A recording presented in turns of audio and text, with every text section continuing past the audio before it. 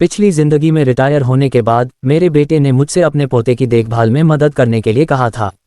पूरे घर का काम और बच्चे की देखभाल करना मेरे लिए बिल्कुल आसान नहीं था। मैंने अपनी पूरी रिटायरमेंट की रकम भी उन्हें दे दी थी।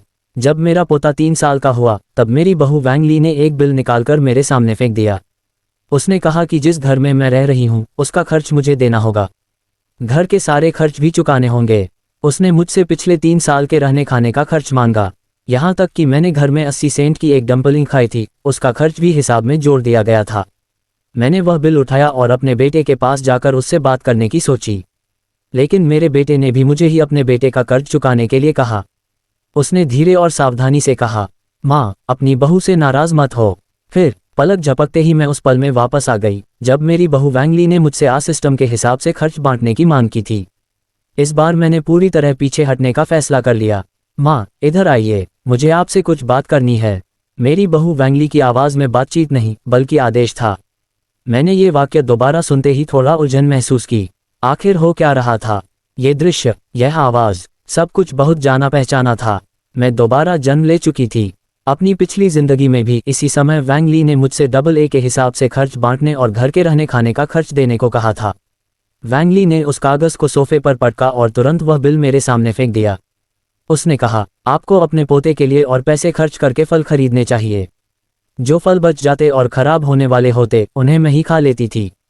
कुछ संतरे भी थे। एक सुबह मैंने बर्तन में बचे हुए डम्पलिंग में से एक ज़्यादा खा लिया था। उसकी कीमत भी सिर्फ 8 सेंट थी। मैं हर महीने अपनी रिटायरमेंट की रकम उन्हें देती थी। दिन रात मेहनत करके अपने पोते की देखभाल करती थी। घर की मॉर्गेज तक मैं चुकाती थी, लेकिन मैंने कभी इसका जिक्र नहीं किया। उस समय मेरा खून गुस्से से सिर तक चढ़ गया था। गुस्सा और ठंडापन दोनों मेरे अंदर मिल गए थे। ये रहा बिल। पिछली जिंदगी में इसी बिल को लेकर मेरी वैंग ली से भयंकर बहस हुई थी। उसके बाद मैं अपने बेटे लिन वे के पास गई थी, लेकिन मेरा बेटा ऐसा व्यवहार कर रहा था जैसे उसे सिर्फ अपना फ़ायदा दिखाई दे रहा हो। आखिर में उसने मुझे समझाया कि मैं परेशानी खड़ी ना करूं। यहाँ तक कि उसने मेरे लिए नाइट क्लब में काम करने का काम भी ढूंढ दिया था। उसने कहा था कि मुझे मेहनत करके उसका कर्ज चुकाना चाहिए। तुम मेरे साथ तमाशा कर रही हो वैंग ली। तुमने ही मुझे घुटनों पर बैठकर यहाँ आने और तुम्हारी देखभाल करने के लिए कहा था। इन सालों में मैंने इस घर में गाय बैल की तरह मेहनत की है, घर का काम किया है और तुम्हारे बच्चे की देखभाल की है। माँ, आप ऐसा नहीं कह सकती। क्या आपको भविष्य में अपनी रिटायरमेंट की रकम नहीं चाहिए? आप जो रहती हैं, खाती हैं और इस्तेमाल करती हैं, वह सब हमारे खर्चे से होता है। आपके भाई अभी भी बिल भर रहे हैं, और आपकी बहू की बात तो छोड़ ही दीजिए। माँ, लिली आपसे बात कर रही है। मुझे पता ही नहीं चला कि मेरा बेटा लिन वे कब बेडरूम से बाहर आकर वैंग ली के पीछे खड़ा हो गया था। उसकी आंखों में कुछ चमका, लेकिन उसने खुद को शांत और निष्पक्ष दिखाने की कोशिश की। लिली भी हमारे परिवार की भलाई के लिए ही कर रही है। हिसाब किताब थोड़ा साफ रहेगा ताकि भविष्य में कोई विवाद न हो। मैंने मन ही मन सोचा, अच्छा, हिसाब किताब साफ रहेगा। मैंने अपनी हथेली कसकर बंद कर ली। दर्द के सहारे अपने गले में उठते गुस्से को दबाया। फिर मैंने सिर उठाया और चेहरे पर हल्की, डरावनी मुस्कान ला दी। मैंने लिन वे की तरफ देखा। वह शायद मेरे शांत हो जाने से राहत महसूस कर रहा था। वह एक कदम आगे आया और बोला, माँ, अच्छा है कि आप समझ सकती हैं। हमारे लिए भी सब कुछ आसान नहीं है। अगर आपके पास अभी पैसे कम हैं तो आप एक साथ इतनी रकम नहीं दे सकती। मेरे पास एक आइडिया है। वह मेरा चेहरा देखते हुए सिर हिलाने लगा। हमारी सोसाइटी में नाइट शिफ्ट की ज़रूरत है। काम का समय भी लचीला है और वेतन भी ठीक ठाक है। आप दिन में घर पर बच्चों की मदद कर सकती हैं, खाना बना सकती हैं और रात में कुछ घंटे काम कर सकती हैं। इससे घर का काम भी नहीं रुकेगा और आपकी कमाई भी हो जाएगी। दोनों तरफ फ़ायदा है। इसे बस थोड़ा व्यायाम समझिए। थोड़ा व्यायाम। Night shift. रात 10 बजे से सुबह 4 बजे तक पूरे भवन के सार्वजनिक हिस्से की सफाई करनी थी। इतनी भारी मेहनत को वह व्यायाम कह रहा था। मुझे एक पल के लिए उल्टी जैसा महसूस हुआ। यही था वह अच्छा बेटा जिसे मैंने पाला था। मेरी रिटायरमेंट की रकम लेने के बाद भी उसका मन नहीं भरा था। अब वह मेरी मेहनत भी लेना चाहता था। ठीक है माँ, आप इसके बारे में सोच लीजिए। मैं इस मौके पर नज़र रखूंगा। उन्होंने मुझे तुरंत जवाब देने के लिए मजबूर नहीं किया। उन्हें लगा कि मैं हिसाब किताब मान चुकी हूँ। उनकी नज़र में मैं पहले ही उनके हाथ की कठपुतली बन चुकी थी। वैंग ली ने धीरे से लिन वे का हाथ पकड़ा और उसका लहजा हल्का हो गया। हनी, देखो, समस्या हल हो गई। माँ कितनी दयालु और समझदार हैं। हमें भी माँ के बारे में सोचना चाहिए। जब माँ काम करना शुरू करेंगी और उनकी कमाई होगी तो न सिर्फ हम मॉर्गेज जल्दी चुका पाएंगे बल्कि अपना परिवार भी आगे बढ़ा पाएंगे। बिल्कुल, लिन वे मुस्कुराया। दोनों ऐसे बात कर रहे थे जैसे वे अपने भविष्य की योजना बना रहे हों। उन्हें इस बात की कोई परवाह नहीं थी कि मैं उनके बिल्कुल पास बैठी थी। माँ, जल्दी सो जाए, कल सुबह 6 बजे उठना है, आपको दूध पीना है और खाना भी खाना है, भूलिएगा मत। वैंग ली ने यह आखिरी बात कही और लगभग लिन वे को खींचते हुए मास्टर बेडरूम में ले गई। दरवाज़ा पूरी तरह बंद नहीं हुआ था। वे जानबूझकर धीमी आवाज़ में बात कर रहे थे, लेकिन उनकी उत्साहित बातचीत फिर भी बाहर सुनाई दे रही थी। हनी, अगर मैं सच में वह काम करूंगी तो महीने के 2800 मिलेंगे। 10 महीनों में लगभग 30,000 हो जाएंगे। यह मेरे कर्ज से भी ज़्यादा है। और मेरी माँ का रिटायरमेंट कार्ड अभी भी हमारे पास है, उससे हर महीने 4,000 से ज़्यादा आते हैं। इसे भी जोड़ दो तो हमारा दबाव बहुत कम हो जाएगा। सिर्फ दबाव ही कम नहीं होगा, हम योजना भी बना सकते हैं। मेरी कार बदलने का समय आ गया है। तुम हमेशा यूरोप घूमने जाना चाहती थी ना? माँ के कुछ महीने काम करने के बाद थोड़े पैसे बच जाएंगे। मेरा पति अभी भी मुझसे प्यार करता है। वैसे मुझे तुम्हें एक बात बतानी है, मैं काम करके जो भी पैसे कमाऊंगी उनका हिसाब मेरे हाथ में रहेगा। वह बूढ़ी हैं, उन्हें पैसे बर्बाद नहीं करने चाहिए। उनकी आवाज़ धीरे धीरे धुंधली होती गई, लेकिन हर शब्द मेरे दिल में गर्म लोहे की जंजीर की तरह बार बार चुभ रहा था। यही है मेरा अच्छा बेटा, मेरा अच्छा बेटा। उद्धरण चिन्ह। पिछली जिंदगी में मैं सिर्फ उस 8 सेंट की डंपलिंग की वजह से पूरी तरह गुस्से में आ गई थी। मैंने वैंग ली से बहुत बड़ी लड़ाई की थी और उसके बाद अपने बेटे लिन वे के पास जाकर न्याय मांगा था। लेकिन नतीजा ये हुआ कि उसने मुझे और भी ज़्यादा धोखा दिया। लेकिन इस बार सब कुछ अलग था। मैं उठी और अपने कमरे की तरफ चली गई। मेरा कमरा स्टोर रूम के बीच सिर्फ 6 वर्ग मीटर का था। मैंने अभी अभी हुई बातचीत की रिकॉर्डिंग और सारे सबूत सुरक्षित कर लिए। फिर मैंने अपना पहचान पत्र, घरेलू पंजीकरण से जुड़ी जानकारी और रात का सामान लिया और जल्दी से वहां से निकल गई। अभी कुछ देर पहले जो दृश्य मैंने उनके साथ देखा था वह मेरे लिए नया नहीं था। पिछली जिंदगी में मुझे ये घर बहुत शानदार और सुरक्षित लगता था, लेकिन अब मुझे लग रहा था कि यह मेरी नई जिंदगी की शुरुआत का एक संकेत है। नर्म कालीन, शांत वातावरण और आरामदायक बिस्तर। मैं वहां लेट गई, लेकिन तुरंत नींद नहीं आई। पिछली जिंदगी में मैंने एक दिन भी अपने लिए नहीं जिया था। मरने तक मैं सिर्फ दूसरों के लिए जीती रही। इस जिंदगी में मैं उन सभी चीज़ों की भरपाई करना चाहती थी। मैं चाहती थी कि उस कृतघ्न बेटे और बहू को आपस में ही उलझने दिया जाए। सुबह होते ही मैं सीधे बैंक चली गई। काउंटर के सामने खड़ी होकर मैंने साफ शब्दों में कहा, माँ, आप कहाँ चली गईं? बच्चा बहुत देर से रो रहा है और उसने नाश्ता भी नहीं किया। लिन वे की आवाज़ फ़ोन पर सुनाई दी। लिन वे, तुम्हारा मतलब क्या है? तुम सुबह सुबह गायब हो गईं। जल्दी वापस आओ, दलिया नहीं बना है। फिर उसकी आवाज़ आए, माँ, बस करो, ठीक है। लिली नाराज़ है, वापस आकर उससे माफ़ी मांग लो। मेरे दिमाग में मेरे पोते के रोने की आवाज़, बर्तन गिरने की आवाज़ और उनके गुस्से भरे चिल्लाने की आवाज़ एक साथ गूंज रही थी। मैंने सब सुना, लेकिन मेरे चेहरे पर कोई भाव नहीं था। यही वजह थी कि वे मुझसे छुटकारा नहीं पा रहे थे। यह कोई रिश्ता नहीं था। मैं उनके लिए सिर्फ एक मुफ्त की नौकरानी थी जो उनकी हर बात मानने और उनके आदेश पर काम करने की आदी हो चुकी थी। अब मैंने अचानक वह काम करना बंद कर दिया था। मैं मुस्कुराई और अपने फ़ोन पर उंगली चलाकर अपने बेटे का वेचेट ब्लॉक कर दिया, अपनी बहू का भी। दुनिया सिर्फ 10 मिनट के लिए शांत हुई। फिर एक अनजान नंबर से फ़ोन आया। मैं समझ गई कि कौन होगा। वैंग ली की आवाज़ लगभग मेरे कान फाड़ देने वाली थी। लिन वे, क्या तुम पागल हो गई हो? तुमने हमें ब्लॉक क्यों किया? तुम्हें पता भी है घर में क्या हो रहा है? बच्चा रो रो कर बेहाल है। लिन वे को काम के लिए देर हो रही है। मैंने कुछ नहीं कहा, सिर्फ इसलिए कि तुमने नाश्ता नहीं बनाया और हमें फ़ोन नहीं किया। क्या तुम कल रात की उस बेकार बात की वजह से मुझसे नाराज़ हो? बूढ़ी औरत, तुम इतनी छोटी सोच वाली क्यों हो? तुमने पूरा घर अस्त व्यस्त कर दिया। जल्दी वापस आओ, वरना बाद में यह मत कहना कि हमने तुम्हें अपना नहीं माना। मैं उसके बाल बिखरे हुए और गुस्से से बिगड़े हुए चेहरे की कल्पना कर सकती थी। जब उसकी सांस थोड़ी सामान्य हुई तब मैंने धीरे से कहा, वैंग ली, तुम गलत समझ रही हो। फ़ोन के दूसरी तरफ कुछ पल के लिए खामोशी छा गई। मैं डबल ए सिस्टम की बात को लेकर बिल्कुल नाराज़ नहीं हूँ। इसके उलट मुझे लगता है कि तुमने बिल्कुल सही कहा था। आ सिस्टम बिल्कुल उचित है। अपने भाई भाई के बीच भी हिसाब साफ होना चाहिए, फिर हम तो सास बहू हैं। इसलिए मैं पूरी तरह सहमत हूँ और इसे सख्ती से लागू करने का फैसला कर चुकी हूँ।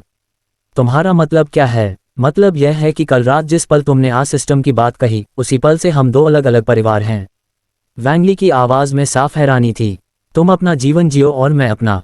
मैं तुम्हारे घर में नहीं रह रही हूँ, इसलिए मुझे रहने का खर्च देने की भी जरूरत नहीं है और न ही तुम्हारे परिवार के खर्च में डबल ए करना है। मेरी रिटायरमेंट की कार्ड मैं वापस बनवा चुकी हूँ। डबल ए सिस्टम है ना, तो अब आगे की मॉर्गेज तुम लोग खुद संभालो। और जहाँ तक तुम्हारे बच्चे के रोने, नाश्ता न बनने और तुम्हारे काम पर देर से पहुँचने की बात है, वह तुम्हारी अपनी समस्या है, उसका मुझसे कोई लेना देना नहीं है। तुम ऐसा करने की हिम्मत कैसे कर सकती हो? वह तुम्हारा पोता है, ये तुम्हारा घर है, वह तुम्हारा बेटा है। मैंने इस घर के लिए पैसे नहीं दिए क्या? मैंने 3 साल तक अपने पोते की देखभाल नहीं की क्या? मैंने उसके लिए हर चीज़ का खर्च नहीं उठाया क्या? अब भी मुझे अपने रहने का खर्च देना है।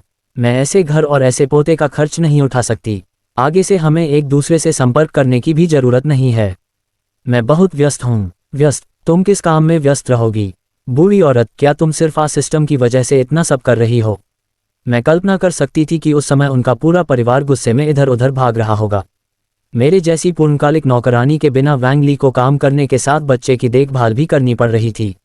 लिन वे ने मेरी रिटायरमेंट की रकम और मॉर्गेज का सहारा खो दिया था, इसलिए उस पर भी आर्थिक दबाव बढ़ गया था। लेकिन इनमें से किसी भी चीज़ का अब मुझसे कोई लेना देना नहीं था। मैं आराम से अपनी नई जिंदगी जी सकती थी। मैं हैजन होटल की बालकनी में लेटी हुई थी और गर्म, नम समुद्री हवा का आनंद ले रही थी। आखिरकार मुझे महसूस हुआ कि मेरी पूरी जिंदगी का बोझ मेरे कंधों से उतर चुका था। मैं किसी की माँ नहीं थी, किसी की सास नहीं थी, किसी की दादी नहीं थी, मैं सिर्फ खुद थी। माँ, मुझे पता है आप वापस आ गई हैं। दरवाज़ा खोलिए, मुझे पता है आप अंदर हैं। दरवाज़ा खोलिए। बूढ़ी औरत, तुम किससे छिप रही हो? आधे महीने से इधर उधर घूमकर मज़े कर रही हो। हमारे लिए इतना बड़ा झंझट छोड़ गई जिसे हमें साफ करना पड़ रहा है। दुनिया में तुम्हारे जैसी माँ भी होती है क्या? आसपास के लोग उत्सुकता से बाहर निकलकर देखने लगे। उन दोनों के चेहरे और भी ज्यादा बदसूरत और गुस्से से भरे हुए लग रहे थे। वैंग ली ने मौके का फायदा उठाकर मेरे बारे में बुरा दिखाने की कोशिश की। आप लोग सोच रहे होंगे कि मैं कितनी बुरी बहू हूँ। हमारे परिवार का क्या हाल हो गया है, देखिए। मेरी सास ने हमसे वादा किया था कि वह हमारी मदद करेंगी, लेकिन वह न सिर्फ सान्या घूमने चली गईं, बल्कि हमारे परिवार के पैसे भी अपने साथ ले गईं। हमारे लिए इतना बड़ा झंझट छोड़ गईं कि अब मुझे सब कुछ अकेले संभालना पड़ रहा है। उन्होंने हमारी कोई मदद नहीं की, उल्टा उनकी वजह से इस महीने हमारा किराया तक देना मुश्किल हो गया है। मैंने उसकी तरफ देखा। माँ, आप? उद्धरण चिन्ह। मैंने तुरंत कहा, किसकी माँ? मैं तुम्हारी माँ नहीं हूँ, मैं तुम्हारी सास भी नहीं हूँ। तुमने घर में 8 सेंट की एक डम्पलिंग खाई थी और उसका भी हिसाब मांग लिया। रिटायर होने के बाद उन्होंने मुझसे अपने नए जन्मे पोते की देखभाल करने में मदद मांगी थी। पूरे 3 साल तक मैंने बच्चे की देखभाल की और इसके बदले उन्होंने मेरे सामने एक बिल निकालकर मुझसे घर में खाई हुई डम्पलिंग के पैसे तक मांग लिए। यहाँ तक कि मुझसे किराया भी मांगा। यही वह मदद थी जो उन्होंने मुझसे मांगी थी। मेरी नज़र लिन वे पर टिक गई। वह वही बेटा था जिसे मैंने अपने हाथों से पाला था। मेरी आवाज़ में अंतहीन दर्द और गुस्सा था। उस पल उसने मेरी तरफ देखा, लेकिन मेरी आंखों में देखने की हिम्मत नहीं कर पाया। तुम किसी को नहीं छोड़ोगी। तुम न सिर्फ मेरी मदद करने से पीछे हट गईं, बल्कि अपनी बहू के साथ मिलकर मुझे फंसाने की योजना भी बना रही थीं। तुमने मुझे नाइट क्लब में काम करने के लिए जाने को कहा था, महीने के 3,000, ताकि मैं तुम्हारे इस बेकार कर्ज को चुका सकूं और तुम्हारी भविष्य की रिटायरमेंट की रकम भी बची रहे। तुम लोग मेरी मेहनत और पसीने के बदले अपनी कार बदलने और यूरोप घूमने की योजना बना रहे थे। लिन वे, क्या तुम्हारा ज़मीर कुत्ते ने खा लिया है? आसपास के पड़ोसियों की आंखों में तुरंत गुस्सा और नफरत दिखाई देने लगी। वे एक दूसरे की तरफ देखकर बातें करने लगे। हे भगवान, ये तो हद हो गई। डम्पलिंग तक का हिसाब रखा गया। क्या ये इंसान भी हैं? बूढ़ी औरत ने 3 साल तक अपने पोते की देखभाल की और बदले में उसके साथ ऐसा व्यवहार किया गया। ये तो सच में भेड़िए जैसा व्यवहार है। मैंने आज तक इतनी चालाकी करने वाले लोगों को नहीं देखा। मुझे बहुत बुरा लग रहा है। वैंग ली का चेहरा कभी लाल तो कभी सफ़ेद पड़ रहा था। सब लोग उसे दोष दे रहे थे। वह अचानक चिल्लाए, चुप रहो, ये हमारा पारिवारिक मामला है। इसमें बोलने वाले तुम कौन होते हो? क्या तुम्हें परिवार के मामलों की समझ भी है? क्या ये लिन वे की माँ है? क्या ये मेरी सास हैं? क्या ये स्वाभाविक नहीं है कि वह हमारे बच्चे की देखभाल करें? अगर वह अपनी रिटायरमेंट की रकम हमें नहीं देंगी तो आखिर किसके लिए रखेंगी? बुढ़ापे में क्या उन्हें हमारे बेटे की पेंशन पर निर्भर नहीं रहना है? अब अगर हम उन्हें कुछ पैसे कमाने का मौका दे रहे हैं तो इसमें गलत क्या है? क्या यह उनका कर्तव्य नहीं है? उसकी बेशर्मी भरी बातें सुनकर मैं गुस्से से कांप उठी, लेकिन उससे भी ज्यादा मेरा दिल ठंडा पड़ चुका था। मैंने वैंग ली और लिन वे की तरफ देखा। वैंग ली, लिन वे, मेरी बात ध्यान से सुनो। जिस पल तुमने वह वाला बिल मेरे सामने रखा था उसी पल से हमारे बीच कुछ भी नहीं बचा। अब मैं तुम लोगों पर निर्भर नहीं रहना चाहती। मैं मान लूंगी कि मेरा कोई बेटा ही नहीं था। मैं जीऊं या मरूं, तुम्हें इसकी चिंता करने की जरूरत नहीं है। अब मैं अपनी रिटायरमेंट की रकम तुम्हें नहीं दूंगी। मैं खुद अपनी जिंदगी संभालूंगी। अब तुम दोनों तुरंत मेरा घर छोड़ दो, वरना मुझे सख्ती से पेश आने के लिए मजबूर मत करना। उसी समय प्रॉपर्टी मैनेजर 2 सुरक्षा गार्डों के साथ वहां पहुंच गया। क्या हो रहा है? कौन यहाँ हंगामा कर रहा है? मैंने तुरंत लिन वे और वैंग ली की तरफ इशारा किया। मैनेजर, ये दोनों मेरे परिवार के सदस्य नहीं हैं। ये यहाँ मुझे परेशान करने आए हैं और मेरी शांति भंग कर रहे हैं। कृपया इन्हें यहाँ से बाहर निकाल दीजिए। लिन वे घबरा गया और उसने सुरक्षा गार्ड को धक्का देने की कोशिश की। आप क्या कह रही हैं? मैं इनका बेटा हूँ। आप क्या कह रही हैं? माँ, तमाशा मत बनाए। चलिए अंदर जाकर आराम से बात करते हैं। बच्चे को आपकी जरूरत है। परिवार आपके बिना नहीं चल सकता। पहले मुझे अपनी रिटायरमेंट की रकम वाला कार्ड दे दीजिए। इस महीने मॉर्गेज की रकम सच में खत्म होने वाली है। चलो अंदर जाकर अच्छे से बात करते हैं। तुम अभी भी मेरी रिटायरमेंट की रकम हड़पना चाहते हो? वैंग ली चिल्लाए। मैंने गुस्से में अपना हाथ उठाया और लिन वे के लाल पड़े चेहरे को घूरते हुए ठंडी आवाज में कहा, ये 3 थप्पड़, उद्धरण चिन्ह, मैं तुम्हें पीट पीट कर मार दूंगी। नालायक, नालायक, मैं तुम्हें पीट पीट कर मार दूंगी। नालायक, नालायक, मैं तुम्हें पीट पीट कर मार दूंगी। नालायक, नालायक। लिन वे ने हैरानी से मेरी तरफ देखा। तुमने मुझे मारा? तुमने मुझे मारने की हिम्मत कैसे की? मैंने उसकी तरफ देखा। तुम्हें ही मारा गया है। सब लोग ध्यान से देखिए और कृपया कॉमरेड वुये और अनबाओ भी ध्यान से देखिए। दरवाजे के ऊपर लगा कैमरा देख रहे हैं? मैंने दरवाजे के ऊपर लगे छोटे कैमरे की तरफ इशारा किया। सर्विलांस कैमरा चालू है। इसी ने पहले मुझे धक्का देने की कोशिश की थी। मैंने सिर्फ अपना बचाव किया है। मैं किसी के साथ ऐसा व्यवहार नहीं चाहती। लिन वे और वैंग ली ने डरते हुए अपना सिर ऊपर उठाया। उन्होंने दरवाजे के ऊपर लाल बत्ती जलाता हुआ कैमरा देख लिया। दोनों के चेहरे पीले पड़ गए। उनकी सारी धमकियां, गालियां, बदनामी और अपमान की बातें रिकॉर्ड हो चुकी थीं। नहीं माँ, आप ऐसा नहीं कर सकती। हम एक परिवार हैं। लिन वे घबराकर अपनी बात संभालने की कोशिश करने लगा। मैंने ठंडी आवाज में कहा, कौन सा परिवार? अपनी अच्छी बहू को लेकर यहाँ से निकलो। कॉमरेड वुये, कृपया इन्हें यहाँ से जाने दीजिए। अगर ये नहीं गए तो मैं पुलिस को बुलाऊंगी और इनके खिलाफ मुझे परेशान करने, बदनाम करने और मुझे नुकसान पहुंचाने की कोशिश करने की शिकायत करूंगी। और मैं इनकी सारी सर्विलांस वीडियो इनके कार्यस्थल पर ले जाकर इनके अधिकारियों से बात करूंगी। सबको दिखाऊंगी कि ये अपने पद पर बने रहने के लायक हैं या नहीं। मेरी यह बात सीधे उनके सबसे कमजोर स्थान पर लगी। लिन वे और वैंग ली दोनों अपनी नौकरी को लेकर बहुत चिंतित रहते थे। खासकर वैंग ली, वह अपने कार्यस्थल पर हमेशा अपनी एक अच्छी और सभ्य छवि बनाए रखती थी। अगर यह सब उसके कार्यस्थल तक पहुंच गया तो उसका भविष्य बर्बाद हो सकता था। दोनों के चेहरे शर्म और डर से लाल पड़ गए। उनकी आंखों में मेरे लिए गुस्सा, डर और असंतोष साफ दिखाई दे रहा था। उन्होंने कभी नहीं सोचा था कि मैं, जो हमेशा नर्म और कमजोर बनी रहती थी, एक दिन इतनी सख्त और दृढ़ हो जाऊंगी और पहले से तैयारी करके रखूंगी। ठीक है, तुम बहुत बेरहम हो। चलो। लिन वे ने दांत भींचते हुए कुछ शब्द निकाले। उसकी आंखों में आग जल रही थी। वैंग ली कुछ और कहना चाहती थी, लेकिन लिन वे ने उसका हाथ कसकर पकड़ लिया। मैं तुमसे कह रही हूं, ये यहीं खत्म नहीं हुआ है। वह पलटकर मेरी तरफ देखने लगी।